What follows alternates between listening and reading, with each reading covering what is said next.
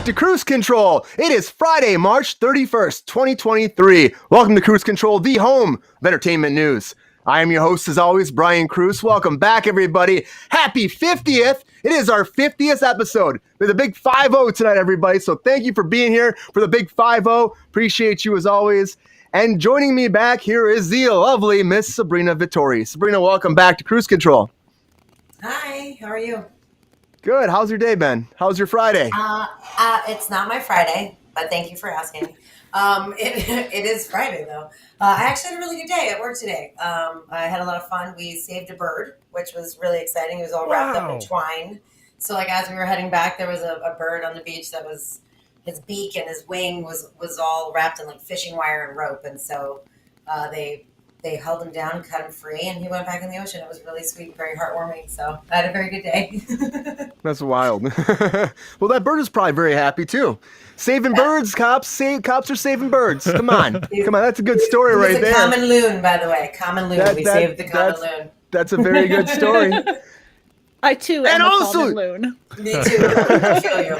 I was like, oh, my peoples. Save my peoples, please. And also joining us here tonight on this lovely Friday is Mr. Mike Casey. How you doing, Mike? Welcome back. Wow, 50. Time flies when you're having fun. Saving a bird will make your whole day. I hope you're saving that for your reel, Sabrina. That's going to be that's going to get you jobs. I'm not on camera. I'm a producer. I'm not on camera, unfortunately, but I was very excited. I took some video of my cell phone. I was so moved. I almost cried. It was like whimpering, and I almost cried. I was like, "Get it together, woman." It's a special. I know. I've saved a bird before myself. It's a special moment. It felt very special. It I is. didn't really do the saving, but I was help happy it to fly witness away. Help it fly away. And also joining us, we got one more person here. Come on, everybody. Rachel Blakely, welcome back to Kruse Control. How you doing tonight? Woo! I'm doing great. I didn't save any birds today, but I'm still doing great. Happy to be here. Yeah, well, there's still enough time in the day to save a bird, maybe, right? It's still early. It's still early. After a few drinks, because it is Friday, after a few drinks, maybe you go out there and rescue the birds, right? Save a bird, save a life. I don't know. Ride a bird, save a cowboy. That's what they Ride say. a bird, save a cowboy. Cheers, y'all. Cheers. Cheers. Happy Friday, everybody. Cheers. After the long week, gotta have a drink. You have to, right? You have to. I'm sitting over here. I poured Jameson into my Taco Bell Pepsi. So very classy today.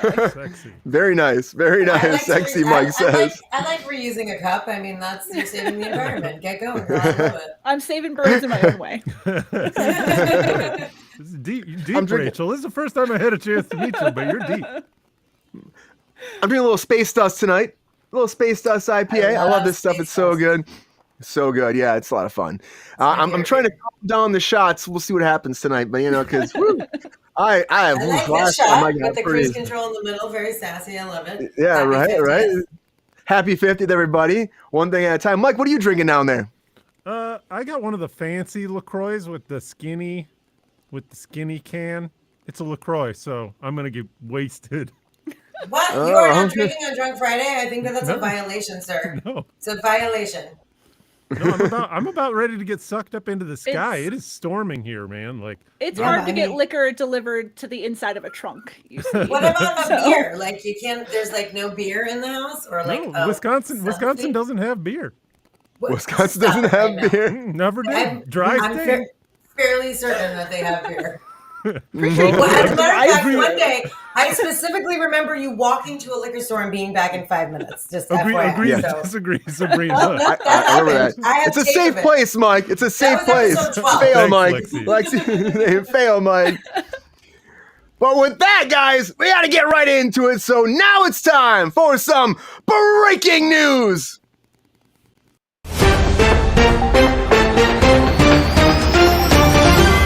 Everybody, jumping right in here, the very first thing. This is going to be kind of a few things off the top here with Star Trek, because I don't know why.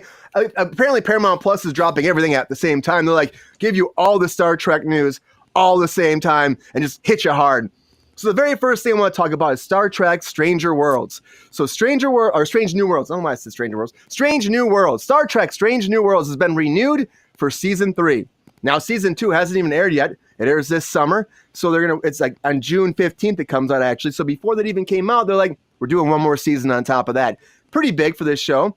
It's a spinoff of the original Star Trek. It actually takes place before Captain Kirk. There was an episode in the original series where it was called The Cage, and it had Captain Pike. And then they did that pilot. They didn't like it. They scrapped it. They put Kirk in there, and Pike went away.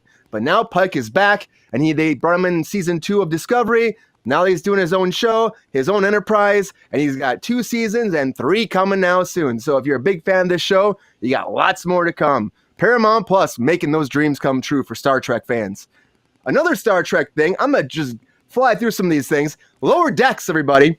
Lower Decks has been renewed. It's the same story. Lower Decks is coming out again this summer. They're doing season 4 is coming out, and they renewed it for a season 5. Now, this is different because it's an animated Star Trek show.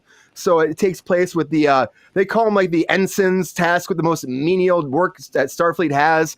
You know, they're like the lower people in Starfleet, but they have shenanigans anyways that are fun. And so you get to see what they're doing, like below decks, not on the bridge, but below decks, which is, fun playing words, I guess. But they're releasing 10 more. It's fun. It's a fun show. It's a fun show. They're doing 10 episodes more of this, Mike. 10 more for season 5 on top of what season 4 is coming. And during that time, too, they're going to have a crossover. And they're going to have a crossover between Strange New Worlds and Lower Decks, which is like one's an animation and one's a live action. So apparently they're going to go the route of the original Star Trek show, and they're going to make an animated version of these people and then bring them in to Lower Decks. They're not going to do a Roger Rabbit Star Trek situation. You have me hope there for a second. That would be awesome. Yeah. That would be awesome. I don't know why they don't do that. That'd be a lot of fun. It would be a good way to deal with the aliens, right? Because then you don't have to just give them different putty foreheads. You can do anything in animation. Yeah, it's true. It's very true. But for me, I almost thought that you were going to take the animated people and make them live action. That would have made more sense to me, actually. I don't know. It just would have been fun to see the actual human versions or alien versions in real life of these people that are on this animated show. I'm trying to think a couple of the main characters, Tawny Newsome plays the main character, and then Jack, what's his name? The dude from the who's this actor? Sorry, I've had a long day. It's been a day. Yeah, what's this actor's name? He's a kid of 2 other famous actors. Jack, he's a comedian. I know. Yeah, I know. Yes, not Jack Black. It's Jack Black. He's Bowser, and he's also this Jack Quaid. Jack Quaid, thank you. Jack Quaid, yeah. I would not. So Jack Quaid. I mean, and it's a funny show if you watch. It's a funny show. I've checked it out. They would be natural to go from the cartoon world to the live action. That would not be a shift at all. I don't think so either. But I just thought it's weird that you do a crossover, especially there are different times too. It makes the whole animated series completely canon at that point too. It does, doesn't it? Which is interesting. It does. You're right. It really does. It'd be fun if Kirk fan, so this is super boring for me, FYI. It'd be great if Kirk. I'm not either. I just had that one note about making things canon. That's all I had. Yeah, Alexi says Paramount over there. Paramount over there trying to make Star Wars their pile of Star Trek cash in. What a good point, Lexi. Honestly, 100%. Yeah, they're really just hitting it hard. Paramount Plus. And for me, I'm I like Lower Decks. I like Strange New Worlds. I think it's really fun. It's a good show. And the fact that Discovery is going away. Lexi was Lexi on here? Or was Rachel's on here? Who was on here? Was it you, Rachel? Was on? We're talking about. I can't remember. We talked about in the show because I just can't emphasize how much I don't. I think it was Lexi. Me too. I think Lexi was on here. I think it was Lexi was on here. We were talking about. I don't know. We've done 50 shows, so I don't know, guys. I don't know about out there. But we did talk about how they canceled Discovery, and now these characters came from Discovery, and they're gonna keep living on though too. So great for them. They're probably very excited about this. Honestly, I'm excited to see where they go with it. Because that's not the only news we have about Star Trek. Because on top of that, they're like, we're giving you one more Star Trek show, everybody. We're giving you one more called Starfleet Academy. So this is something they've been working on for the past year. And Paramount Plus is like, Star Trek Academy time, everybody. We're going to get a deep dive into a series that begin production in 2024 about Starfleet Academy. And it'll introduce us to a young group of cadets who are working together to pursue a common dream and hope and optimism. Under the watchful and demanding eyes of their instructors, they will discover what it takes to become Starfleet officers as they navigate the blooming friendships and explosive rivalries that come in their life. Oh. So yeah. Mike, In the Academy. You're a big fucking nerd. Are you super excited about all this? Hey, just because I've come to terms with the fact that I slightly resemble the actor that plays MODOK, not MODOK himself. My legs are 15% thicker, I'll have you know. 15% thicker, he says. You still have that string beanie arms and sunken in chest, Mike. Shut the fuck up, Moose. Yeah. Lexi's right. They're trying to expand the universe, and they're batting a 500, which I don't think you can expect any more than that from a big ass franchise like that. So bring it on. I know. I'm down for it. I'm excited for the nerds who are excited about this. Nerd Nation. Get your Star Trek on. Get your Star Trek on. Get your Star Trek on. I don't know. I mean, you realize this new one is just going to like catapult into like, they're like, we're just making a new Star Trek with new people and we're just going to fly through that now. It's like a spinoff pretty much. I would love to be on that show. I want to wear that Starfleet uniform. You would. Go audition. Go be in it. Listen, Hashtag as an actor, like I'll be on a shitty show all day long or a show that I'm not interested all day long because you're getting paid and you're doing what you love. That doesn't mean that I want to watch it because I don't. This is a universe where we haven't entirely crashed and burned as a species. Like it's one little glimmer of a hopeful future where we actually get our shit together and can go out into the galaxy and work in harmony. Mike, harmony, advancing civilizations together and working with all types of walks of life. Doesn't matter what you look like, if you're green, blue, orange, yellow, banana colored, you know what I mean? It's all the same. We're all normal, you know? Yellow, you said it. It's more fictional than the space wizards, is what you're telling me. Yes, 100% fantasy. That's exactly it. So if you're a big Space Wizard fan, you have lots of Star Trek coming, everybody. So get excited about it. Paramount Plus is like, as I like to say, can't stop, won't stop. Because they love them some Star Trek. They must have like such a deal that they have to have so many shows come out or they lose the rights or something. There's got to be something like that because they just keep pumping these shows out. I don't know. Prints money. It just prints money because you've got Star Trek fans for the last, 60 years? There's 60 years of fan base. They're going to keep cashing in as long as people keep buying things. And honestly, cool for the fans because they keep getting content. Works for the network because they keep getting money. It's great for everybody. Yep. Well, speaking of money, I want to talk about Billions. So Billions actually is, this is a rumor. I don't know. I think it's pretty much fact right now, but they're saying that Billions is canceled after this next season. So this is something that kind of was a slip up. So the series star, Dan Stoddard went on, he was on making an appearance on NBC Sports in Chicago's football night. And then he just let slip. He said, this is 7 seasons, the last season. He's like, oh yeah, we're done after this. And everyone's like, what? And then Showtime's like, what? And then they asked Showtime, and Showtime's like, no comment. And so it's like one of those things where he even said in an interview, he goes, am I not supposed to say that? I don't know if I'm supposed to say that.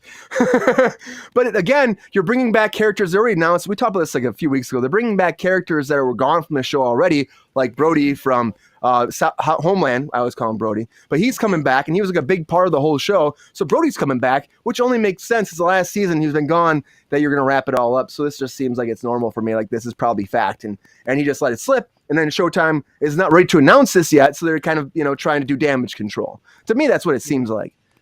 I just, it's been going for so long right now. It's just like, it makes sense. Like, I was surprised this thing was still on. I mean, I love me some Paul Giamatti. I think he's great. Me too. But, but I never watched the show. It just doesn't seem to, I don't know, for some reason it just didn't interest me to watch it. And I thought about watching it a million times, but I was just like, meh. Like, it just doesn't seem interesting. I can't believe it's gone on for 7 seasons. I didn't even know it was still on, to be perfectly honest. I know, right? Yeah, and Paul Giamatti, like he's always acting his ass off. Doesn't matter what he's in. Even the Amazing Spider-Man when he's the Rhino. he's acting his ass off, And I'm like, you get it, man. You commit every time. You fucking commit. Good for you. I'm all about that. Those actors like that. It's awesome, right? This seems like the most successful show that I have never heard of.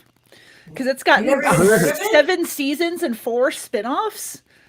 Yeah, 4 spinoffs. That's what's happening. 4 spinoffs. Yeah, they're coming.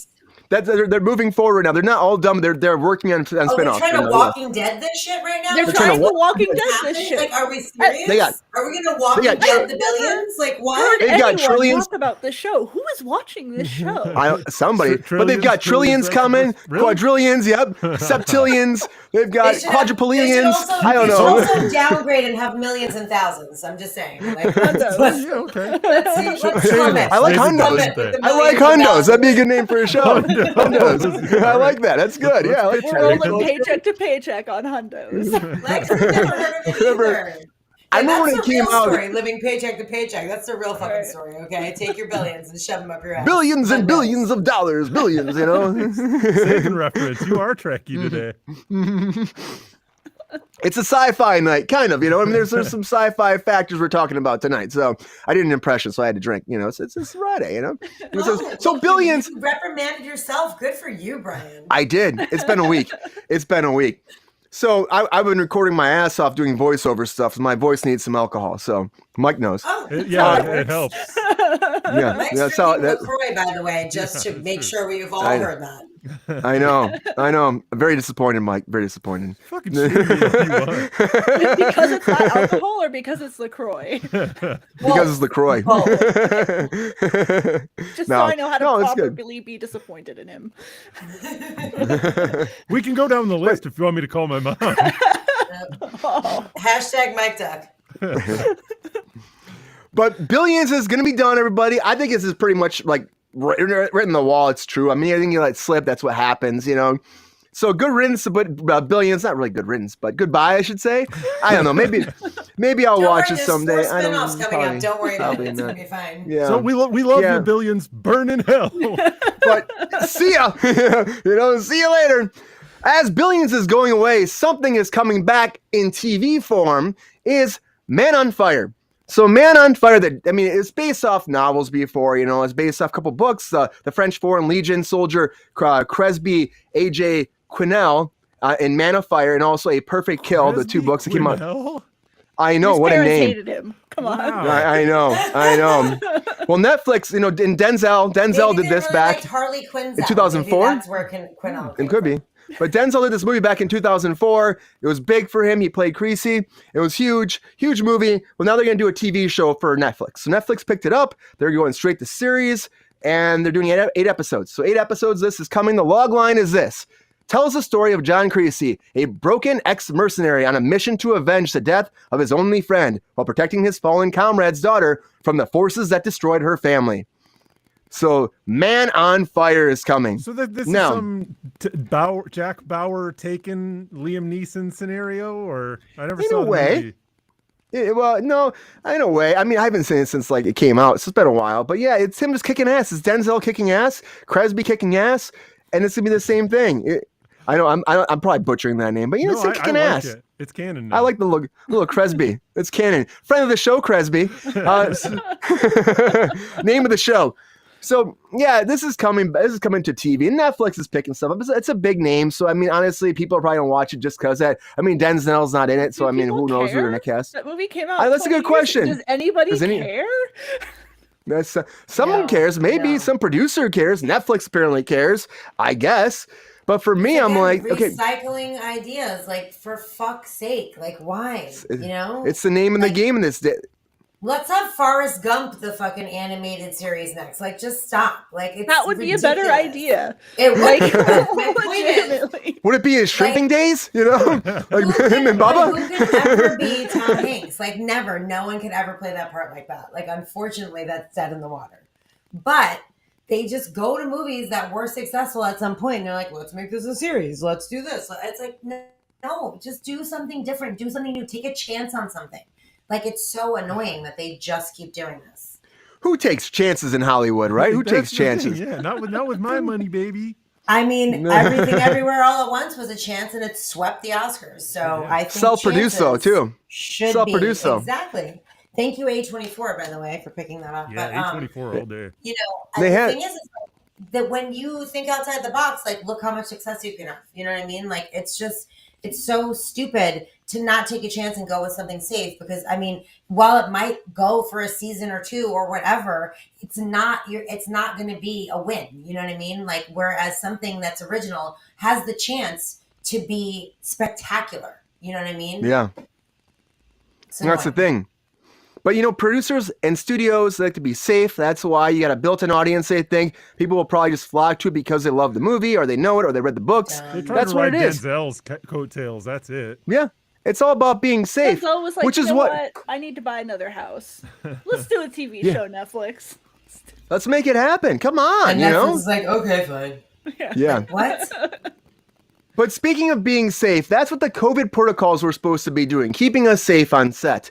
Well, now, with everything that's going on, with the federal government lifting the restrictions on COVID-19 and saying that it's over with, they're saying the declaration comes on May 11th, that we're out of this pandemic, it's done, it's over. So the studios are also following suit, and they announced today that May 12th, they will terminate all their restrictions. No more masking, no more testing, none of that. No more of this social distancing stuff, back to work as normal. And also, like, it's up to you to take care of yourself. Now, they are saying that if you're a production that is following these guidelines, you can continue them for the rest of your season. If you're already in the middle of a season, you can keep your zones, you can do all that, that's fine. But after that season's done, then they don't want you to do it anymore. It's done, you're cutting it out, unless a main actor wants it. If a main actor wants testing, they're not going to do it, but it's like only for like the scenes. Like, okay, you have an intimate scene. Oh, you're doing something that's very like physical labor in your other's face. Okay, if you want to test, we'll do tests.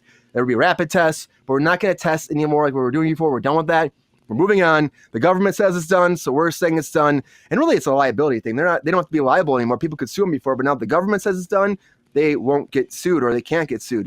And on top of that, they talk about background people too. Background people can actually say if they want to have someone tested around them, if it's an intimate scene, they can. But they have to give the production 24 hours notice or they'll tell them to go fuck themselves pretty much.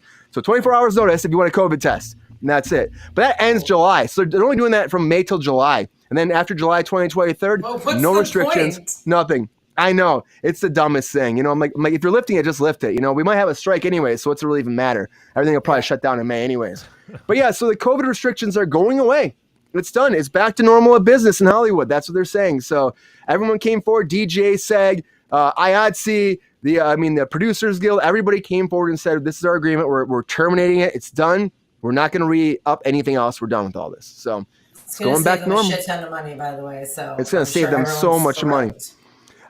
And the rental houses are probably like super thrilled. Like I know Hawk Anamorphic will probably get more business. I know Keslow will get more business. I know all these big places that rent equipment, rent lenses, rent cameras, all this, they're going to be making more money because they cut their budget constantly because they're like, oh, we can't have as many we can't have many lenses, we can't have as much grip equipment, can't have much like we can't have a crane today because we have to pay for the COVID stuff. So maybe that money will be reallocated towards these small businesses and these big businesses in Hollywood and make more money for them too. Possibility. Or the producer put in their pocket and say, go fuck yourself to everybody. You know what I mean? More likely, unfortunately, but we'll see. Yeah. I think but it's a change of time in the long run, because in the long run, you're going to get more main actors getting sick. Like, it's a possibility. I understand that we need to move on in the world, but I think lifting some of the restrictions seems like a better idea than lifting all of them immediately. I think things like at least vaccine mandates seem common sense, because yes, we're going to live with COVID, but that doesn't mean we ignore COVID. Yeah, I know. I currently know 3 people that have COVID right now, so it's definitely not gone. Oh no, it's never going to be gone. Never going to be gone. It's just become less serious. Now it's more like a flu situation, and so people are just out for a couple of days. But the problem is, it spreads more quickly and more ferociously than the flu does. So if a main actor on set does have it, and then they are in a scene with 6 people, and then those 6 people have it, you're going to have to shut down production days. Or, if it's a movie or something where you have a little bit of liquidity, you can just switch your days around and stuff. But in the long run, I mean, it will save production companies shit tons of money. Instead of testing every single person on the crew, some shows test every day, some shows test 3 days a week. Some, you have people on site dealing with that. You have to buy all of the gloves and the masks and the sanitizers and the wipes. All that stuff is out all the time. It's definitely going to save them a lot of money. It doesn't have to be all or nothing, though, is kind of what I was saying. I agree. Absolutely. they're probably going to also cut back in the COVID departments because they had all these people they hired to just actually handle COVID stuff, COVID coordinators. Oh, all those people are not going to have jobs anymore. They're going to lose their jobs. Yeah. They did say the one thing they're saying too is like if you do get COVID for the rest of the year, production will still pay you 5 days sick pay. So for the rest of the year for 2023, if you do get it, they don't pay 5 days sick pay for the flu. So I guess that's nice. Yeah. So that's a win. But that'll be gone after 2023 too. They're not going to keep paying that. Yeah. But I mean, the thing is, they will be saving a lot of money. And they've already been cutting these departments down as it is. I mean, it's been a thing. We knew it was going to happen, They've been cutting them down every month. It seems like there's less people. You on set, there used to be like, I remember when we first started, there was like 30. And then all of a sudden there's like 3 now, So it's just going to be one of those things where those keep cutting it anyways. And it's just, people got great jobs during that time. If you were a COVID coordinator person, you were great. But, those days are done. So how do you translate that on your resume? I don't know. COVID coordinator, Yeah. So, I mean, it's interesting. It's interesting. It's going to go away. It's a big thing for Hollywood, big thing for a lot of rental houses and stuff. And it's a big change. So we had to report on it, of course. Another big thing I want to talk about, it's an update. It's just a little bit, I don't get too deep into this, but I want to talk about some more Jonathan Majors stuff. Before we get into some fun stuff, we got to talk a little bit more serious stuff because an update came and we talked about this the other day. And so now they've released some text messages. So he released text messages, or I say his lawyer released text messages from his girlfriend, who was the one that apparently or allegedly got beat up. So she released this whole text chain, and then they said the first thing that the police arrived with the paramedics. This is more updates. And as standard procedure, they arrested him, Mr. Majors, due to New York PD protocol, requesting an arrest because of the circumstances, because she had marks. She had been beat up, So he was held for 7 to 9 hours, and he was released. So that all that stuff is what we heard a little bit about, but they just said it was protocol. And so the thing is, though, she released these text messages, and that's why he's saying this is like the reason why everything's fine, and we should just believe this for what it is. We talked about this in the show about DV victims sometimes will say things and stuff just because, but yeah, it's stuff for everybody to think. So she said I'm gonna read a little bit what she said, just so everybody can hear it. So she said, "Please let me know you're okay when you get this. They assured me that you won't be charged. They said they had to arrest you as protocol when they saw the injuries on me and they knew we had a fight. I'm so angry that they did this, and I'm sorry you're in this position. We'll make sure nothing happens about this. I told them it was my fault for trying to grab your phone. I only just got out of the hospital. Just call me when you're out. I love you." So, I mean, the one thing I would say, though, too, is just like, whatever. So then she goes more into it and then said, they just called again to check on me. And I reiterated how this was not an attack and that they did not have my blessing on any charges being placed. I read the paper they gave me about strangulation. And I said, point blank, this did not occur and should be removed immediately. The judge is definitely going to be told this. She ensured this on me. I know you have the best team and there's nothing to worry about. I just want to know that I'm doing all I can on my end. I also said to tell the judge to know that the origin of the call was to do with me collapsing and passing out and you're worrying as my partner due to our communication prior. Out of care. She promised all will be relayed. So these are text messages again, released by his team, so you take it as it is. I know people online are saying like, some people, it's very split. People are like, oh yeah, she's okay. Other people are like reading it being like, it's my fault because I tried to grab your phone. And it's like, well, what's your fault then? You know what I mean? So stuff like that, it's like, but you still had beaten up. So if I grab your phone, you can beat me up. Is that what the thing is? Like, is that what she's saying? Because that's kind of what it sounds like. These text messages make me physically ill. Like, if anything, this makes me feel like he's more guilty than I did before. Because anyone who's known a victim or been a victim can read this and know what she's really saying under the words and know where she's coming from and how she's feeling. And, like, it just... I can't explain how sick these text messages make me feel. It sounds like something about the phrasing. Is that it? Because it absolutely strikes me that it could be like in a court. Perhaps this is entirely exculpatory. I can see him maybe okay. This gets swept under the rug. Marvel gets to keep going on. Whatever. But in terms of could someone who is a victim of domestic abuse situation have written those exact words? 100%, and it would read a totally natural and normal way for someone to to react who's used to putting that blame on themselves. Of course, 100%. Going on. 100%. Yeah. 100%. And she also says, first she says, that it was my fault because I tried to grab your phone. So it's cool if you beat me up because I tried to grab your phone. But then she says, like, in the next test, that it was due to me passing out. So, like, that's a contradiction right there. Like, first you said it's my fault because I tried to grab your phone, and then you said no, it was due to me passing out, and you as my passing out from partner. What? Yeah, I mean, probably passing strangulation that she's pretending didn't happen. Like, exactly. the whole thing is, it's like red flag city, and for the lawyer to post this shit or publicize it or print it or whatever the fuck. It's being publicized, exactly. I mean, yeah. It's like you're letting the audience, like you're putting out for the public, like here, now you decide, like they're having us have this conversation right now. If you didn't put it out there, we would not be having this conversation. It's like they want to try to get people to believe in him, you know? They want you to just read the words and not the subtext. Right. Yeah. But anyone with a brain is going to read the subtext. Right. And also, and that doesn't mean that doesn't mean that it's not going to go lost on people because, someone who's a fan of his or whatever, they'll be like, oh, great, everything's fine. You know what I mean? Because they don't want to see the subtext as well. But one more point is that she also texted him that first bit and then I love you. And then that second bit, because he's obviously not responding to her and icing her out.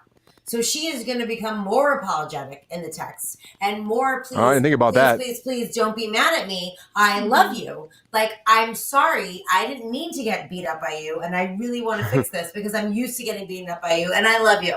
Like, it's like not like when you're in a situation like that, you don't see, like, you have to be outside of the situation to see what's going on. You know what I mean? Like, it's really hard as a person who is being abused regularly, to be able to recognize that it is abuse. And especially if the good times are really, really good, you're like, oh, well, so he hit me in the mouth this one time. Like, it's totally fine. But we also had, 6 amazing things that we did in between then, or the sex is amazing, or, he bought me flowers and a diamond tennis bracelet or whatever. He said he was sorry. He said he didn't mean it. He didn't mean it. It was an accident. And it's totally fine. I love when he says, I'm King the Conqueror. It happens all the time. You don't accidentally strangle somebody. Like, the next text is going to be more, and the next text is going to be more because he's not responding to her. Like, well, there might be even more texts they're not going to show. I'm just 100% with you, Rachel. Like, the subtext, and Mike too. Everyone, like, the subtext is 100% damning, and to me, this doesn't exonerate him. It makes him look more guilty. Yeah, it's really when I read that too, I see subtext too, and a lot of people do. Like, he thought this was like the smoking gun that's gonna be like, oh, see, y'all believe me. And then, the other thing is too, they said there's like taxi footage. Where's the taxi footage? That shows that he didn't do this stuff. It's all have to be subpoenaed. It's going to be a whole. It's going to be tied up in the legal system for a year or longer. Yeah, I'm not going to see it for a long time. But you release this text message, and like, what's the point? You're just trying to get people to, trying to get in the public eye, and they're like, oh, exactly, be on your side. Well, and Marvel, it echoes the Justin Roiland situation a little bit, though, doesn't it? Because he just recently got cleared of whatever felony domestic violence charges that he had. And yet still we're in a situation where Adult Swim totally cut ties with him. He lost all this stuff. So obviously, the discussions that we're having can happen a lot faster than our justice system can. And let's be clear. Just because somebody was not charged for something in the legal system doesn't mean they were innocent. Totally. Oh, yeah. 100%. So even if the legal system fails and this man is exonerated for his domestic violence, like, it doesn't mean that he was innocent. It doesn't mean that he did it though either. I mean, I'm not somebody to say, like, I don't think that cancel culture is a thing. At the same time, like, I do think that as a public, we want to have, like, I don't know, maybe some kind of standard of evidence. I have no way to go about it. You just can't decide these things as a community. Like, right. It needs to be be by evidence, and it's not the kind of thing. He's putting this shit forth in order to influence the court of public opinion. That is weird. You know what I mean? Mm-hmm. And he thinks it will help, but, like, to 100%. Me, it totally hurts. Which seems like abuser mindset, does it not? Be like, oh, I got this. This is the silver bullet. I'm 100%. It kind of does. Yep. Well, Marvel right now they finally are apparently behind the scenes are talking about this. They've talked to his lawyer. They're throwing options out right now, how they're going to deal with it. They're not making any decision right now what they're going to do with him. Of course, they're going to let it play out. I mean, it's only been a few days. But I mean, like the Army dropped his ads right away, so people are probably going to put pressure on him. I mean, he's got a huge career right now with Marvel. So there's a lot of issues right now with that. Career period. He is. There's a lot of abusers who are serving the Army. Like, why not? America, but I don't know. It's consistent with their image, right? Yeah, kind of is. But I don't know. It's like this came out. I just want to talk about it a little bit. I know there's more information that will come out as it goes along. It's a very touchy subject, and it's like, honestly, I am kind of leaning towards that. It sounds really shady to me. I don't know, but I'm not excited about it. Let me tell you that. But I am excited about Asteroid City. Because I saw this trailer. Are absolutely wild this episode. I've had a few drinks already. So Asteroid City is coming out, everybody. It's coming out on June 16th. It's okay. So it's marking Anderson's PT or PT? No, PT? No, Anderson. Wes Anderson. I'm like, why am I get PT? Anderson. Wes Anderson's. It's marking his return. After a decade. He hasn't had a movie in a decade, which I think is weird, right? Wow. So it's a fictional American desert town circa 1990. What? No, hold on. Didn't he do French Dispatch? Yeah. I don't know. Was that a decade ago? When I did don't know how long ago that was. Mr. Fox come out? Wasn't that him? We should look it up. Someone can fact Jessica on this. But I think 12 years ago, yeah. So Asteroid City is coming out. Asteroid City is coming out June 16th, and it's a fictional American desert town circa 1955, but it's in the future. And the itinerary of a junior stargazing space cadet convention organized to bring together students and parents from across the country for fellowship and scholarly competition is spectacularly disrupted by world-changing events, which are, well, aliens. So I watched this trailer. Of course, it has all of his normal players. I mean, except like Tom Hanks is in this, Scarlett Johansson, Tilda Swinton, Edward Norton, Jason Schwartzman, Jeffrey Wright. You got Bryan Cranston, Adrian Brody, Lev Shriver. You got Hope Davis. I mean, there's like the names go on and on and on. Steve Carell, Matt Dillon. I mean, Willem Dafoe's in this shit. There's Margot Robbie. I mean, Jeff Goldblum. There's so many people in this movie. So I don't know. French Dispatch came out in 2021, just FYI, everyone. Okay, then my article was wrong. I'll drink for that. I'll correct myself. So Bill Murray was supposed to be in this. Bill Murray was supposed to play Steve Carell's part. Steve Carell took his part because when he was about to shoot, he tested positive for COVID. And so they couldn't bring him to set, and they swapped him out with Steve Carell. So it was when you see Steve Carell in the trailer. Bummer on Bill Murray. It was supposed to be Bill Murray. So that's the only reason why he's not there. It was like, "Hey Steve, what are you doing this afternoon? Want to come shoot a Wes Anderson movie?" He was like, "I love Lamp." Probably. This looks fun though. It really plays off the whole. It reminds me of like of course 1950s, but like the golden age of UFOs. And it's like, but they have like a laser gun in this shit too. And they're just like throwing shit and like shooting with laser guns. So I was like, that threw me off for a second when I saw that. I was like, what? But it's of course his same style, the deadpan acting. Schwartzman, I think, is great in this too. His interaction between him and wow, I'm going blank on her name now. Sabrina, your favorite, Black Widow, go. Scarlett Johansson. Yep, Scarlett Johansson. Their interaction is great. I really think it's great. It's a lot of fun. By my favorite, he means I do not like her at all. She's not like her. That was sarcastic, and I do not care for her. I might be alone in this, but I thought it was a lot of fun. I thought the music was great, and then like the look of it's great. It's totally a Wes Anderson look, and the acting. I said it's Wes Anderson. It's gonna be beautiful. It's great because it's also combined with that beautiful like Manhattan Project, nuclear age aesthetic of the American Southwest. You expect Wile E. Coyote's gonna come by chasing the Roadrunner, like I'm from nowhere, right? Yeah, I'm from Vegas, and that whole aesthetic like speaks to me because I'm like, oh, it's like home but prettier. It's like home but through a Wes Anderson filter. Got it. Awesome. Love it. This might be his first film to pass the Bechdel test. There were women talking to each other in the trailer. Oh, you were right. 100%. You are right. Yeah, it probably will pass. That was a whole thing on 3Demers too when we were watching all these old movies we were talking about that like, nothing ever passed the test. Nothing. It doesn't happen usually, especially back in the day. In the older movies, it definitely doesn't happen. Pass it more often, but I think Yeah. Again on 3Dmers, no, it wasn't 3Dmers. It was Cinema d'Amore. Lexi was covering Wes Anderson films, and as we were watching them, we were like, not a single two women speak to each other in any of these films. Even French Dispatch, which just came out. Yeah, it's weird. There were no weird. two women talking to each other in French Dispatch ever? Nope. Really? It's shocking. It is shocking. Because it's not even about the quality. Two women can talk to each other, but it can't be about a man. Can't be about right? a man. Right. Yeah. It can't be about a man. Not even about the quality of the conversation. It's just that it happened, and Wes just can't seem to get two women in a room talking to each other about not a man. Which is very. Sabrina, you saw this. What do you think about the trailer? Did you like it? Did you hate it? What do you think? I mean, it's Wes Anderson. I'm gonna watch it. The trailer could have showed literally nothing, and I would be like, I'm in. Like, I'm gonna watch it. Like, it doesn't matter. I hope that I didn't mind French Dispatch. I know a lot of people didn't really care for it. I didn't mind it. I feel like Look this at that is color palette. Wow. I know, right? It's like an Easter egg factory threw up on each other. It's like totally pastel-y, and it almost looks like a painting. And that Hope Davis is very, very talented. She's amazing. I actually had stood in for her on something a while back. She's super, super nice. And I was so excited to see her in the trailer.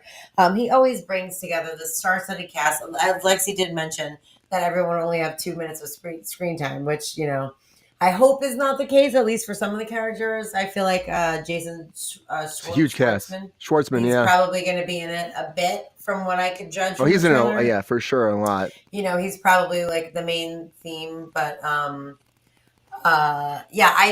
Lexi, I agree with you. I think it was, his weakest film so far, but I didn't mind it. I did enjoy it. It was a little bit, there were things that I was like, okay, all right, this is what we're doing. Sure.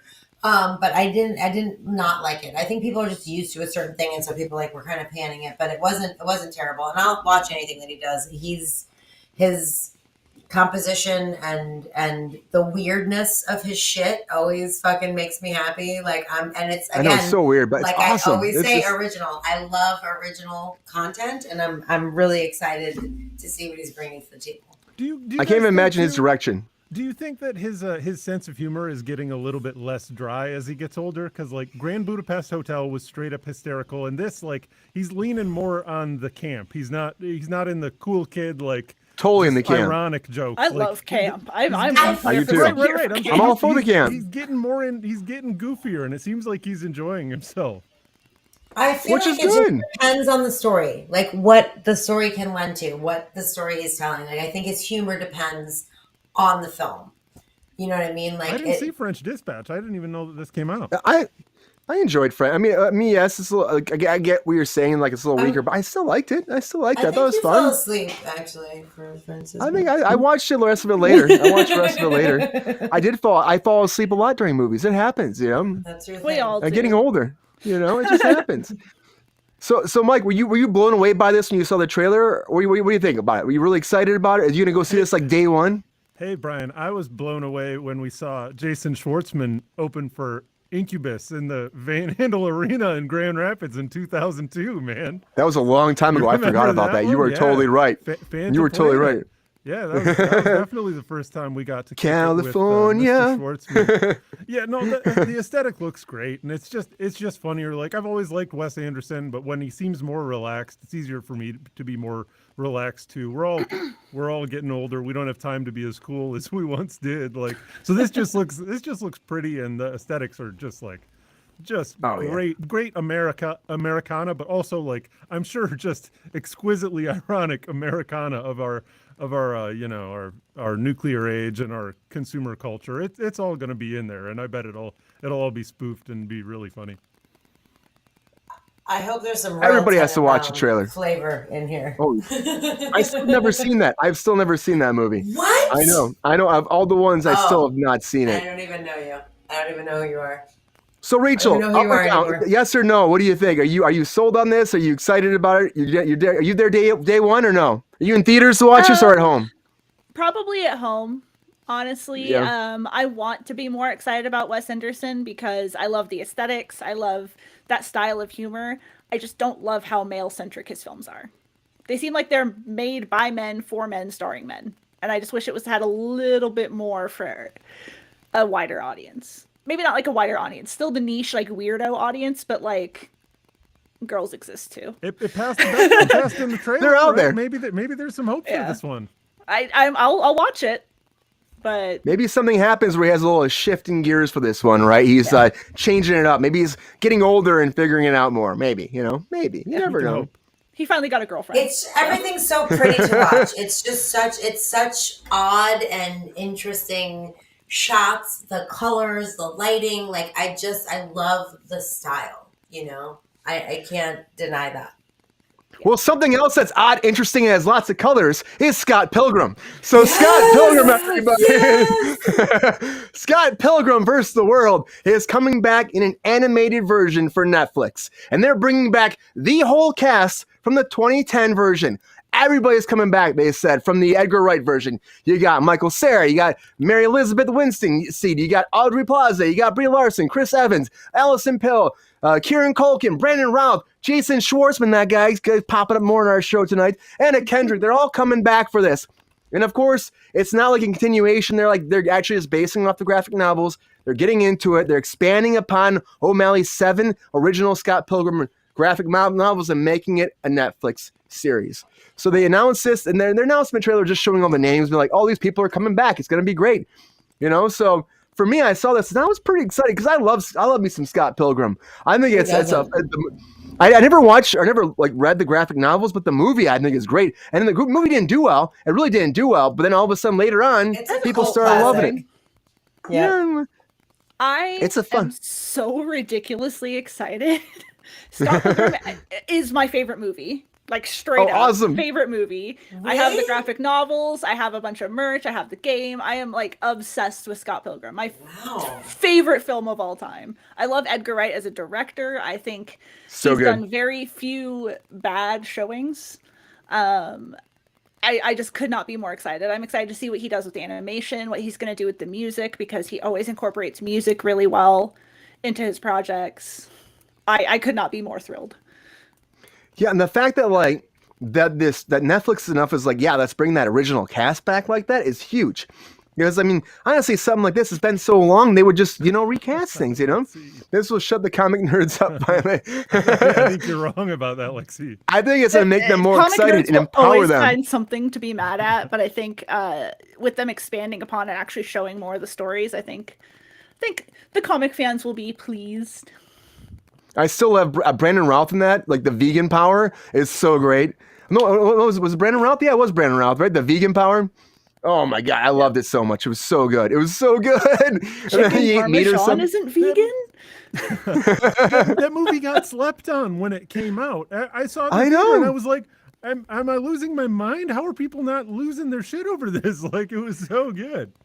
The incorporation, right, Mike? The incorporation of the pow, the bang, the zing zang, you know what I mean? Everything flying through the air. How great was that? It was revolutionary. There's your segue. So yeah. good. I read the comics 12 or 15 years ago when they came out. It's just such a great fresh take.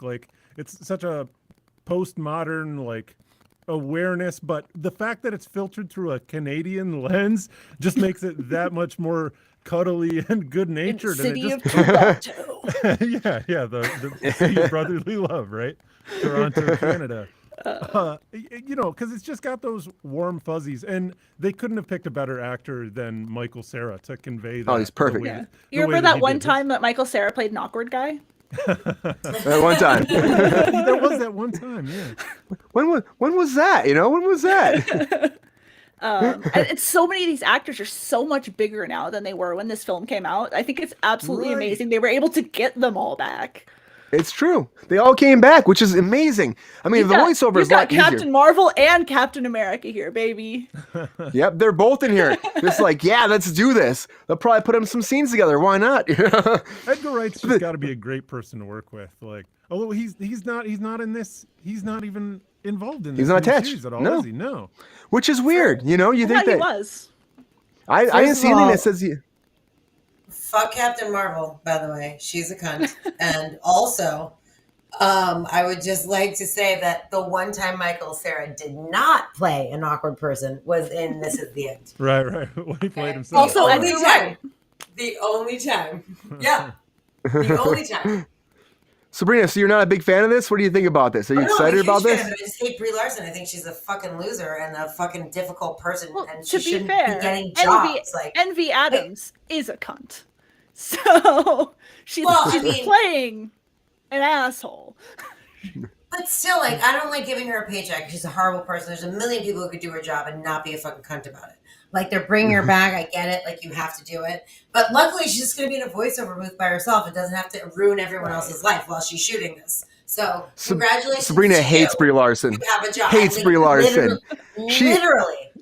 She's Sabrina's number one enemy of the show. I'm going to take a drink to that. Enemy of the show for Sabrina, Brie Larson. The Marvels. You know, and I really don't like Scarlett Johansson, but Brie Larson runs circles around her for me. Circles. I think this is great, though. I just said one more sweep through IMDb. Yeah, Edgar Wright's not attached to it. On IMDb, nothing. That is disappointing. Which is weird. You'd think that with the cast. Thank you, Chris, for agreeing. I appreciate you. Yeah, we put that up already. We can put that down. I'm excited. I'm going to do it one more time. You can put it back. You can put it back down. How many times I got to push this button? I got to push that button again. One more time. I think Sabrina's been drinking a little bit. I like the support for when I'm right. Okay, the people have spoken. She's a cunt. I just love how it's like a live action comic book, you know, and the way they do it and all the performances. And again, it's the perfect cast because they're so different, everybody. I mean, you were saying Chris Evans, the Michael Cera themselves are so different. Schwartzman is so different. He's like the villain. He's like the main villain. He's like the main boyfriend that wants to kill him at the very end, you know?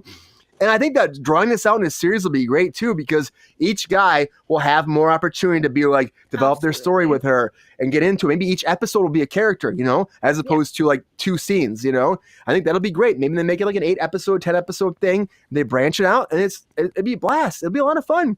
And in fact, these actors coming back, they had a great time making it before, so they're like, hell yeah, let's do it again. Let's have some fun. Oh, I'm really nervous about who they're going to get to like direct it though, because Wright's not involved. That's going to be sketchy. I don't know. Hopefully somebody good. It's animation. I feel like it could be good, you know? Yeah. I think it will be good regardless. You got the right actors involved.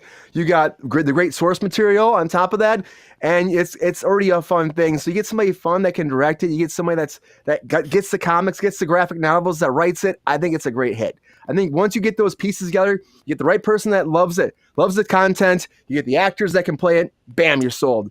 I just have one quick question for you. Yeah. Is Egg from Arrested Development? She's in it. She is. She's coming back to play Roxy Richter. Her? Who? Her? Her? Annabelle. You had a sexy face? Her? Yeah, she's in it. I mean, I honestly, everyone's great in that cast. Everybody's great in that cast. And like for a comedy, like you can't go wrong. Sabrina, she didn't watch it for years, and I was like, you have to watch this. We watched it randomly one time, right? And then she's like, what the hell is this movie? And then I'm like, yeah, this is something. It's you really got to check it out. Good. And then I saw this came out around when it came out, and I've just loved it ever since. It is amazing. It's spectacular. Yeah, it really is. So Scott Pilgrim versus the World is coming, everybody. Animated version. Mike Casey says he doesn't want to watch it, but you know what? We don't agree with him. We don't agree with them, do we? He said that. He didn't say that. Creating some drama here on Kruse Kruse Control. This is now the Control. Bully Mike podcast. We love you, Mike. We can manufacture drama. That's okay. Fuck you, Brian. We love you. We love you. And speaking of mixed feelings for somebody, I want to talk about the Batman. So the Batman 2 is coming, and people love it, people hate it. People love Pattinson, people hate Pattinson. People love the movie, people say it's too long, you know? So Batman 2 is coming, though, and as it comes out, it's coming out October 3rd, 2025, so we have some time to over 2.5 years later. 2.5 years later, the sequel's coming out, which is a long time. So now, of course, Andy Serkis coming back to be Alfred. Colin Farrell's coming back to be Penguin. So he came out. He's doing the HBO Max show, being Penguin, doing a deeper dive into his story. It picks up right after the events of the Batman, and then once that ends, it's going to pick up at Batman 2. So great for him. Paul Dano's coming back to be Riddler. Apparently, going to finish up whatever he's doing in that movie. And on top of that, they have finally said that Clayface is the new big villain. Yeah. First time in a Batman movie. First time. And I love me some Clayface. I think this is a great choice. If you're gonna go with something different, me too. He was right, Mike. Him and Scarecrow. Well, because we were both weaned on the animated series. That was the thing. Yeah, right? which and the Clayface in that was great. He was awesome, and of course, he's so like, how do you beat him? You know, it's so hard for Batman to beat. It's like a supernatural character for Batman to beat, that's what I was wondering. It hadn't really occurred to me before that. Okay, so Batman will be he's present in the other DC like magic-y universes, but the other superheroes don't really come into the Batman worlds to sprinkle magic and sci-fi elements in there. His world is pretty normal. So how you gonna have Clayface work? That's what it's got me wondering. Especially in this one, yeah, you're right. Especially in this Matt Reeves verse, because the Matt Reeves verse is very much trying to be like Christopher Nolan in a way, keeping it grounded. Of course, they try to be even more like, he doesn't have the Bat Cave. He's like an underground tunnel, so it's like a little different than the typical Batman type deal. So how do you make a supernatural character happen like this? And of course, there are multiple versions of Clayface in the comic books. There's the one we all know where, he goes through, he becomes a Clayface, he becomes a whole melted thing. There's another version, though, that was an actor in the comic books who wasn't even like Clayface. But so I hope they don't go that route. I hope that they stick to like the typical what we expect Clayface to be, which is of course like a mud creature, that just like morphs and changes and stuff. How are they going to do that? Do you see that happening in this this usually standard gritty Batman verse that they're doing? That's a good Clayface is science based. Yeah, it's science based. I'm not saying they couldn't do it. I'm saying, are they bringing the supernatural elements in it, or are they going to just have it be some? Because the cartoon, he just like goops his face all, and he can change into somebody else's face. He can change, which is cool. People, Yeah, he changed other people all the time, and you would think like he would be changing the Batman and stuff like that, and be Bruce Wayne and be out in the world and stuff, and you would think that's him, but it's not. Then all of a sudden his face will start drooping, kind of like Darkman, which I love. Darkman, like that shit happens, and then all of a sudden, my face. Maybe they'll bring in Tom Cruise. They'll be doing the Mission Impossible face mask thing, and they can maintain the realism. My only exposure to Clayface as a character was through the Harley Quinn series. Alan Tudyk. Alan Tudyk is so great. Love Alan Tudyk. Friend of the show. Amazing. Friend of the show. Definitely friend of the Best friend of the show, Alan Tudyk. Alan, here's to you. You got a great name. My uncle's Alan too. So to you, friend of the show. This is a nerdy ass episode. Drink your LaCroix. It really is. It really is. It's called Nerd News. Episodes. Like, what are you kidding me? I've become 75% more nerd since I started doing the show. It's ridiculous. Let's see. Our first the original stories: Star Trek, followed by a comic book and another comic book. Some serious news in Hollywood, some serious a little bit of domestic abuse. We had a downer there for a minute, but we recovered. We're back talking about Alec Toomey. Like, yes, I'm Clayface, and he's like doing like Shakespearean acting. I'm a Clayface. I'm a Clayface. In the cartoon, right? My face is melting. It's a melting pretty much. So it melted like a mozzarella. Now I look like a There's a version in the comic books of Clayface where he's a B-level actor, like a B-list actor named Basil Baz Carlo, and he once portrayed a villain named Clayface. Got it. Yeah, but he portrayed a character named Clayface, and he hears about a movie being remade that's one starred in, and he proceeds to kill all their actors that are trying to play Clayface, and that's where that villain comes into play. So he's like a serial killer because he's mad people are trying to play his part Clayface again to remake it. So they could go that route. That's straight comics, but that wouldn't be what we'd expect. You know what I mean? Would you want anybody want to see that? I don't know if I want to see that. No. Mike, would you want to see that, or do you want the typical Clayface? Hey, you're not bringing out your sparkly vampire shirt there, Rachel. It's appropriate too. Yeah, you got the Batman right there on your shirt. That's 3 of them. Oh. Twilight. Hold on. I gotta bring it. We gotta do that again. I got Mike. We gotta do that again, Rachel. The audience did not see that. We have to do it one more time. The majesty of my. Yeah, there we go. There he is. That's all the Battinsons. Good old Battinson. I liked Affleck Batman. Yeah, Affleck Batman 2, the Batfleck, we call him. Batman. I was like, what? And Batfleck. Pattinson, like, I don't know, maybe I just like all these different kinds of Batmans. I'll like it no matter what. I don't think it's gonna suck. I mean, there was some ridiculous shit in the Pattinson version, like there's a flood and they all like head into the basement in Madison Square Garden. That's This what is you do I in a couldn't flood, figure out. right? Yeah. Right. Okay. Go on the 100%. ground. Yeah. Okay. So I did want to make sure that's the correct. Yes, take. Lexi. Now it makes sense. Sorry, I just want to give her a shout out because I also think that Affleck was the best Batman. I think Affleck makes a really good Bruce Wayne. Yeah, I think so too. I think he does too. He has that kind of aura to him. Of course, And just I like his Batman. yeah, I do he's not just like very his mouth. angry. He's an angry elf. Michael Keaton's the OG, but now he's old. So like, if I have to pick a Batman now, I go with Ben Affleck all day. I want to see Batman in his golden years. Let's see him towards retirement. He's got arthritis from doing all the fighting and all the fighting against all the villains. That was the Alan Moore or the Frank Miller adaptation of Batman. Yeah, the Dark Knight. Dark Knight. Yeah, right. Yeah. Is that yeah. what that one was called? Yeah, and he was old arthritic Batman. Exactly what you're fantastic. looking for. I'm here for it. Yeah. Yeah. I loved it. I think that was great. And that's what they were trying to go off of for Ben Affleck as it was. Like he was supposed to be a little bit older, but not as old as Michael Keaton, I thought they were doing but like young starting out Batman with That's the Battinson, yes. that's the Battinson, yeah. Baby Batman. Yeah. But Baby Batman Beyond would be my favorite. I'd love to see a Batman Beyond. There is zero differentiation between fucking Robert Pattinson playing Bruce Wayne and playing Batman. And for me, the whole point of Batman is that it's two different people and you don't know who it is. But like literally anyone off the street who saw Bruce Wayne being brooding and fucking angry and stupid would know that brooding, angry, and stupid Batman was also the same person.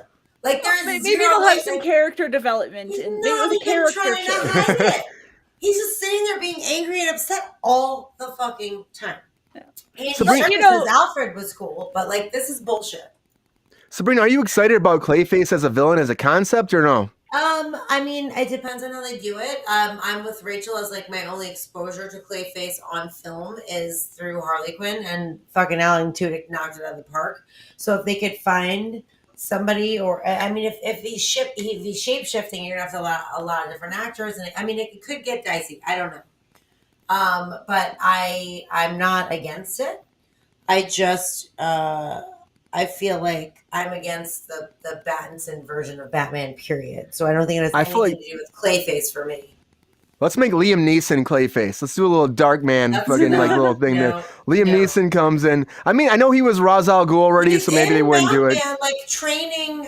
He was Ra's al Ghul, yeah. He was training. Thank you for that name. Not something I never remember. We don't remember that. No one remembers that. Gen Z doesn't know that shit. Just remember it, but it was a different series, so you can do ridiculous. Well, who would play Clayface though? Batista, friend of the show? Give it to Dave? That was my first thought. My guess is many people are going to play Clayface. You know what I mean? Because he morphs into other people. So there's going to be many Clayfaces. The man in the clay, when we see him, if we see him, I mean, Batista's a good choice. But I feel like it will be many different actors playing them because he assumes different personalities all the time or different bodies all the time. So that's like, I mean, it's gonna be hard to portray. Cast Dave. Confusing. Yeah, well, that's the thing. You gotta have that one face has to keep popping up. I think that's what you're gonna do it for special effects. Like his face still pops in and morphs and other things, and his face appears again. I am. Lithgow, hell yeah. John Lithgow, he's awesome. Fuck yeah. Not gonna. Come on, Trinity. He's way too old at this point, but he's a brilliant idea. A brilliant idea, but it's not going to happen. They're going to go. It's a young Batman. They're going young. There's no way, but that would be epic, honestly. So who do you cast? Most capable person for the job. Who do you cast then? Like who's young enough to do it? That'd be great. That's talented. That's gonna be fun. That can play all the different parts. I mean, that's the thing is you're not playing all the different parts. You're gonna have to put another actor in there. So like, let's say he's turning into me, then I would have to be me. He's not going to be me. So like, really I guess the part of Clayface itself, like it's not. There's not a lot of stress on it because the work can't he be older when you turn into someone else? Why can't he be older though? Because you don't really see him that often too. I'm not saying he can't. I'm just saying I'm feeling like because the series is skewed so much. I mean, Colin Farrell is the oldest person in the film, for fuck's sake. You know what I mean? And That's he's true. not really old. So I just feel like there's like it's probably. I mean, look at Paul Dano, playing the Riddler. What is that? He played the Riddler. Yeah, Riddler. Yeah. Yeah. So like, I mean, he also very young. Like, I just feel like they're gonna bring in another young villain type situation to play Clayface. But I do believe I got it. Don't worry about it. I've got it. You got it? You got this. Hashtag I'm not big enough. Oh yeah, sure. Hashtag not big enough. Hashtag CGI, bro. It doesn't matter. Hashtag honestly, Marvel let's diet. go, DC let's diet. go for like a weird ass casting. Let's get Aubrey Plaza in here. Yeah, right. Maybe do something like that, She's trying to fuck everybody, and kill them at the same time and take their money, Yep. Why not? I would vote Melissa McCarthy if we're going woman. I feel she's too comedic. I mean, she can do serious, but I feel like people think of her and they think she would be fucking. She's gonna be Ursula, and I'm really excited about it. Get Sandy B. I'd rather throw Michelle Yeoh in there and have her do it. I think that'd be awesome. Sandra Totally Bullock. big curveball. Let's get her in. No, Sandy B. She is not a friend of the show. Horrible person, also. Sandy B. Michelle Yeoh's a friend of the show. Michelle Yeoh is a friend of the show. She said Sandra Bullock. I said hard no. No. I mean, Michelle Yeoh. It's a tough choice. I feel like she played 48 characters in Everything Everywhere All at Once. So like it's not gonna be hard. Maybe the girl who played her, Stephanie Sue, who played her daughter, she might be a good Clayface because she's in the younger generation. And she played also 48 characters. But again, I feel like the actual Clayface is going to be Clayface. And everyone else is going to be someone that they've morphed into. And you'll have a bunch of different actors playing it, Did you see this, Brian? In Batman, the animated series, did you see who Clayface was played by? No, who? Ron Perlman. Really? Yeah, shocking. They could do. Bring him just back. use Ron Perlman. Just use Ron Perlman. That would be perfect. Or Mickey Rourke. Mickey Rourke, maybe. Mickey Rourke, his face is already messed up, though. You wouldn't even need makeup for him. You just throw him out there. And Horrible. Horrible. Good to go. We love you, Mickey Rourke. Yeah. The Wrestler was a great movie. I love that you saved Chihuahuas, buddy. Good job with the dogs. It's a hard choice, but Clayface is the new villain. That's what they're saying right now. It's coming forward, the new villain for the Batman 2. Only time will tell who they cast. I hope they get somebody like John Lithgow, or like Mike was saying, let's just get Ron Perlman back. He's not doing Hellboy now. He has an opportunity. Let's make that shit happen, I think, because we're running out of time. And, there's only so much time to get Batman made. And I got nothing for this. So now it's time for our featured story on that night. Yeah. Hard for this segue. I tried.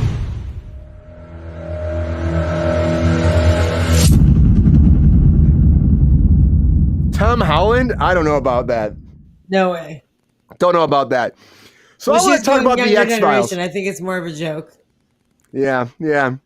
So I want to talk about the X-Files, okay? So they're going to reboot the X-Files. Well, as Chris Carter is calling it, he's calling it a remount. So Chris Carter talked to Ryan Coogler, who of course did the Wakanda movies, and he's saying that Ryan Coogler is going to come in and make a new X-Files. He's been talking to him. Of course, they finished seasons 10 and 11 about 5 years ago with David Duchovny and Gillian Anderson. And, they're not sure they're going to be involved, but they're talking about doing a new version that has an emphasis on diversity. So we're not going to have Mulder and Scully. We have a new team, new people coming in, and Ryan apparently really wants to do it. And God, it's hard even talking about this. So Chris Carter wanted to make an animated series, and he wanted to start in 2020. He was trying to make it happen. And the series was described as a group of misfits who take on cases that are too ridiculous, even for the original X-Files. That fell through, and now he's working with Ryan, apparently, and he said that he goes, I just spoke to a young man named Ryan Coogler, who is going to remount the X-Files, the diverse cast. So he's got his work cut out for him because we covered so much territory. Now, I like the idea of doing like a diverse cast. That's great. That's awesome. I think that's great. But why the X-Files? Like, why do we got to do the X-Files? Like, why do we got to reboot the X-Files? Like, didn't we do that for like 11 seasons? What the hell the phrase remount is? There we go. I mean, just before we get into any of that, like, what the fuck are they? I know, remount. We got to remount the... Is it like putting it back on a horse? Like you're remounting a horse and he doesn't want to call continuing it a reboot because that's what everyone does. And he's like, I'm original. It's a remount. Like, go fuck like yourself, David Duchovny fell off the horse, and then like now Ryan Coogler's remounting the horse and riding into the distance. Yourself. It's like your smoke detector won't stop going off, so you take it down to pull out the batteries, and then you remount it. You remount that shit. Yeah, I mean, I guess he's just trying to have fun. When I heard this, when I first saw it, I was like, is Chris Carter? Oh, Chris Carter's involved with that. So I wouldn't think he would let anybody touch that, because one of the big things about the X-Files was like, it was like his baby. Like he was pretty much hands-on everything. Even when it came to the next seasons and stuff, he was still very much involved. So I was surprised that he'd actually pass his baby on to anybody, let alone like give it up and not be like, we should do some more Scully and Mulder. What are those two doing? Let's do some more, I'm surprised that wasn't his first thing, as opposed to handing it off to somebody else. I mean, it could work. It's a great idea about aliens. Who'd be better though? I mean, I like Ryan Coogler, but I was thinking that, you could have given it to Peele. Jordan Peele would be a great person to give it somebody to do sci-fi, Yeah. I think that's the first thing I thought. Like, I like Ryan Coogler. I think it's a great job. The first Rocky was good. And then the Wakanda and Wakanda Forever, I say Black Panther 1, Wakanda Forever, they were good. But I just think when it comes to sci-fi, if you're going to go diverse, you're going to do that, give it to someone like Jordan Peele. The Twilight Zone. I mean, Nope was kind of in that same vein as it was. It could have been an X-Files episode, But then it's like, then you're going more like towards Twilight Zone. I don't know. It's like, if you don't have Scully and Mulder, is it X-Files at that point? No. Is it X-Files? That's the thing. Rachel, you hear about this? Men in Black, dude. It is, yeah, kind of. Rachel, you hear about this? Are you a fan of X-Files? And do you think that it's warranted to reboot this or remount it this way? Stop with the remount. If you say remount one more time, I'm literally gonna walk off. Remount that horse. It just makes me feel like we're gonna like go look at it on Urban Dictionary, and it'll just be another snowball situation. Snowball. Mike's like, yeah. I haven't watched the original X-Files yet. It's on my to-do list. There's a lot to watch. My main concern is if you're going to remount X-Files, you need to have very sexy leading people. If they are not at least as hot as Duchovny and Gillian Anderson, they can fuck right off. Like, they were so hot and such icons. It's a huge part of the show. It's a huge part of the show. They need to be attractive. The aliens are second. Hot people are first.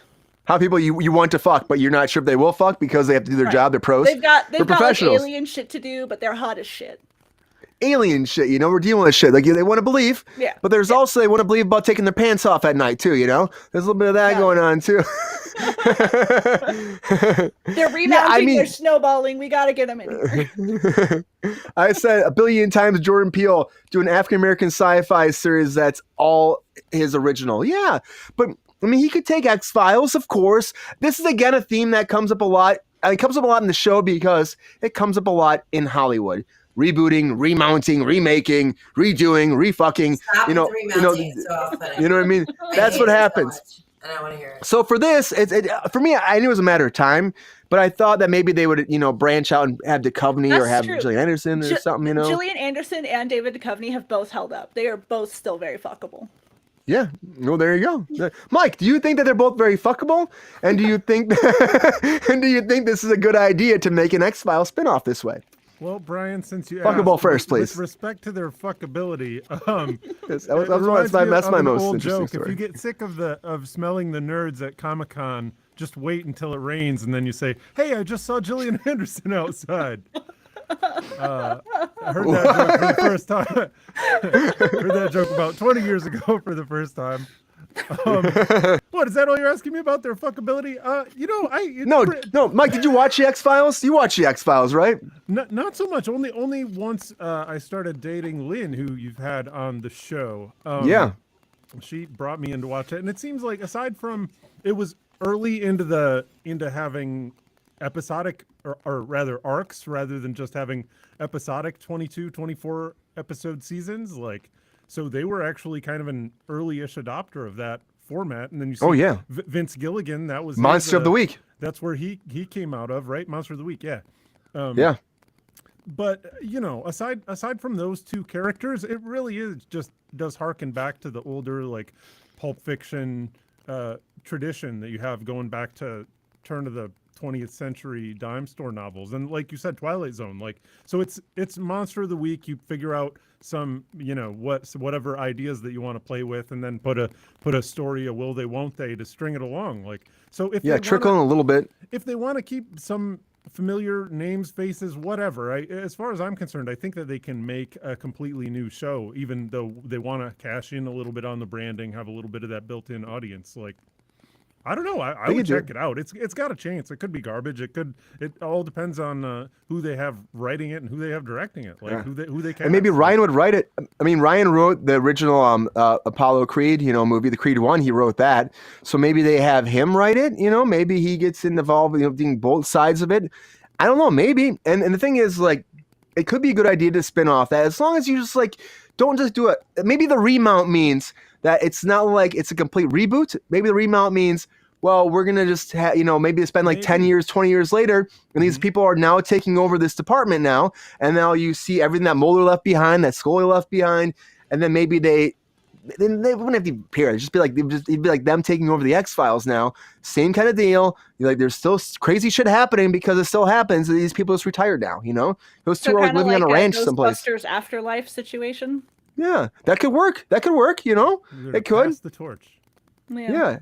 And then maybe you never even see them. You wouldn't have to see them, And Lexi, though, because you're right, Rachel. They do still look good. Yeah, you should still see them. As Lexi was asking the chat, is she hotter in Hannibal or is she hotter in X-Files? And I'll say Hannibal. She got hotter the older she got. That's all I'm saying. So good old you, Jillian. Get it. Jillian, so Sabrina, what do you think? Sabrina, what do you think? You're not a big X-Files fan, I know, right? But what do you think? Do you think that they should do this? You think this is a good? Yes, God. Sabrina, do you think that they should do this, or do you think that they should leave X-Files alone and find a new idea? Because this is your favorite thing in the world to talk about is remakes. No, right? It's not my favorite thing in the world. I'm so sick of talking about it because it's like every fucking day, all the fucking time, nobody has an original idea, and everyone knows what I'm going to say. Leave it the fuck alone. It was a very special thing when it happened. I want to believe you're going to like it, Sabrina. I want to believe. Not me. No, I'm not going to like it. I'm not going to fucking watch it. It can go fuck itself. Like, it's not happening. Doesn't matter. Like, I mean, it could be great. I don't know. I'm not trying to, like, I agree with what Mike said. It depends on who's directing, who they cast, like, what the story is, like, obviously. But, like, the original X-Files did not really excite me, to be perfectly honest. I know that people are very excited about it, you included. It's just not. I love the X-Files. Yeah, I know you do. I've watched all of it. I have it all on DVD. Yeah, we got this guy. But Lexi says it's special. And Chris says fuck itself. So, I got all sides. It's just not my thing. And I have watched a few episodes, and then I watched some of the new episodes, and I was like, I just can't. I literally just can't. I can't. The new episodes aren't the same. They're not the same. They tried, but I feel like Chris Carter lost his swing. He lost his swagger. I don't care. He didn't have Gillian. He didn't have him involved. So that was a big part. Those two as a team, It's like George Lucas, like when he went on his own to do the prequels, like, he lost himself a little bit, you know what I mean? I still like a lot of it, but he just wasn't the same as the OG ones. You need your team, you need your fucking force, I don't know. Lexi, the new ones, like, no, you're wrong. Lexi loves the X-Files. I love the X-Files too. I do too. I love the X-Files. She liked the reboot with, or I still liked them. Continuation with. Yes. I was mad forced because to watch episodes I didn't want to watch, and I was like, the ending of it pissed me off so bad. The last one, I'm like, they didn't do more. That's why I'm bitter about it. They left me in a spot where I wanted more, and that shit's never gonna happen. And then we're gonna remount it instead, and I'm never gonna fucking get to see what happened to Mulder. I'm never gonna fucking find out. Of course, they abducted him a long time ago. Take him again, like fuck me. You know what I mean? I don't know. So it pisses me off. So I would rather see another season of the X-Files, find out what the fuck happened to him, or maybe we fucking have him tie in again. I've been drinking a little bit, guys. Happy Friday, everybody. Sorry, nobody bought your spec script, Brian. I need to write a spec script about this. I would. David Duchovny's done doing X-Files, though. He'll never touch that again, I don't think. Maybe he'd pop in. Maybe do a little pop in, but there's no way. I was shocked when he came back after he left before, because there's a whole contract thing where he wanted more money. He signed a contract about producing, and they didn't deliver on it. So that's why he left the X-Files initially. They didn't deliver on it. They made him sign this new deal where he was supposed to get back end points, And then what happened was they screwed him out of his back end points, and he got really bitter because like, I'm supposed to get paid more now. That was my whole part of my contract negotiation. You fucked me. See ya. You know what I mean? Because he got screwed in the back end. Got screwed in the back end. You know, sounds like a common problem. It's not a common problem, but it happens sometimes, and some people are bitter about it sometimes. So he doesn't even get it. Doesn't even get it. He doesn't even get it. It's okay. Nope, I don't get it. I don't know. Sweet baby Brian. Sweet baby Brian. You know, it's life. You know, sometimes. But sweet. I'm very excited about to see what they do. I would love to see some more X-Files. I don't know though. Like this, I honestly I like the idea of like bringing it back any form, but I'm also at the same point like. If we don't have everybody, Chris Carter will be involved. There's no fucking way that fool's not going to do it if they do it. You know what I mean? He's going to be involved somehow. If we can bring it back without making a gritty reboot and actually just make it that like 90s production value. Sorry, sir. It's a remount, please. It's a remount. You must respect the remount. Mike, please, firmly remount, Mike. Firmly remount. You have to remount before getting screwed in the back end, Mike. Remember when Mike is sober. Take your points, Mike. Take your points. Yeah, then let's be easy. Oh boy, the X-Files. We want to believe. That's gonna be good. You know, I don't know, everybody. Mike, what was your thought there? Can you please finish for the audience at hand? They want to know what you're thinking. I was just saying the 90s like poor production value, like X-Files, like Quantum Leap, the kind of thing that you can only get on like the CW nowadays. Like if they would go back to that shitty style, that just makes me think of like being in 4th grade, like sick, staying home from school sick and being like, oh yes, it will never get any better than this. This is life. Yeah, I could get on board with that. Yeah. Well, that's something. X-Files. It sounds like it's happening. The fact that Chris Carter is talking about it and actually being like Ryan, like it was like this boy, this young man and I spoke about this. He's like, okay, dude. But the fact that he's talking to him makes me think that this is something that's really going to happen. And then we'll see what happens. I mean, I don't know. Honestly, I'll watch it if it happens. I'll wait for a trailer at least, and then I'll judge beyond that. And I think that as long as they just don't ignore what happened before, and the remount means that we're taking what happened, we're building off that, then I'm fine with it. Let's not reboot and make somebody else Scully and somebody else Mulder. Unless, you know, I mean, maybe Rachel will be happy if they're super hot. I don't know. They have maybe to she'll be super fine. hot. It's not even a question. It's like a requisite. I mean, we'll see. We'll see. Everybody, I don't we'll see. want to agitate you, but I feel like neither of them are super hot. So just. I'm sorry you're snap. wrong. It's okay to be wrong. I know it is. It is okay to be wrong, but I just want you to know my feelings are neither of them are super hot. I will tell you in person for sure, but not super hot. In person, David Duchovny looks like Uncle Al. That's all I can say. Uncle Al. He looks like Uncle Al a lot, like his brother. Please stop with Uncle you know, hey, you know, yeah, talk to Uncle Al. He'll be like, hey, you got some nice friends there saying that I'm hot. Anyways, that was everybody. That was an impression. But Rachel in his spot fucking on them is exactly what Uncle Al sounds like. It is so crazy how good he does Uncle Al. You know, before we go, because it's fun to tell stories sometimes. Before we go, so I came home one time. Oh, actually, I showed up at my grandmother's house, my Uncle Al's mother. I walk in the house, and all the lights are off, right? And I hear, I'm like, what the hell is happening? I walk into the kitchen, and there's my Uncle Al laying next to the refrigerator. Like, his feet are tucked up next to it. He's like in a fetal position. I'm like, Uncle Al, are you okay? He's like, I'm just warming my feet by the refrigerator. And with that, everybody, thank you for watching Kruse Control tonight. We appreciate you so much.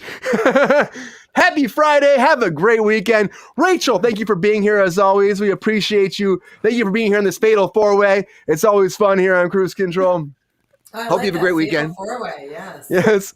I like Mike, thank you. Setup. Fatal 4-Way. episodes. It's nice, right? Well Happy done. 5-0, everybody. Happy 5-0. Thank you, everybody, for your work. 500. Yeah, thank you for watching, listening. If you're on Spotify, if you're on Shazam and you're driving at work and stuff and you're loving it, thank you so much for listening. Thank you for tuning into the YouTube channel. We are almost at 200 subscribers. Hopefully within the next 2 weeks we'll be there. Tell your friends, tell your family, tell your wife, tell your kids, tell your dog, tell your chinchilla, tell your little hamster, tell your little get your little fucking like slow lemur. Tell everybody. Rest in peace, Humpty. Rest in peace, Humpty. Just saying. Tell Humpty Dumpty. Tell them to watch Kruse Control. Like and subscribe if you can. Join our Patreon. We loved it so much. Anyways, everybody, have a great weekend as always. Oh, I didn't prepare for this. Hold on one second. Have a great weekend, everybody, as always. And we will see you again next week because we'll be back. We'll always be back, all right? Anyways, take care. See ya.